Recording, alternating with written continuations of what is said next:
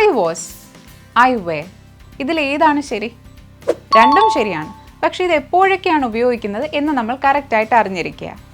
I was എന്ന് നമ്മൾ പറയുന്നത് പാസ്റ്റിൽ, അതായത് കഴിഞ്ഞു പോയ ഒരു കാര്യത്തിനെ പറ്റി സംസാരിക്കാനാണ്.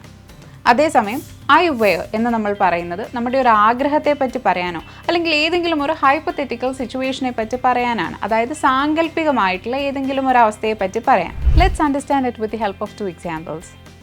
I was this shop's owner. ഞാൻ ഈ കടയുടെ ഓണർ ആയിരുന്നു. അപ്പോൾ കഴിഞ്ഞു പോയൊരു കാര്യത്തിനെ പറ്റിയിട്ടാണ് ഞാൻ I was എന്ന് പറഞ്ഞതുകൊണ്ട് ഉദ്ദേശിക്കുന്നത്.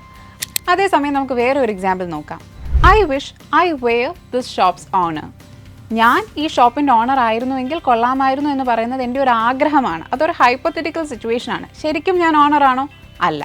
അപ്പോൾ അന്നേരം നമ്മൾ എന്താണ് യൂസ് ചെയ്തത്? I were ആണ് യൂസ് ചെയ്തത്. So this is the difference.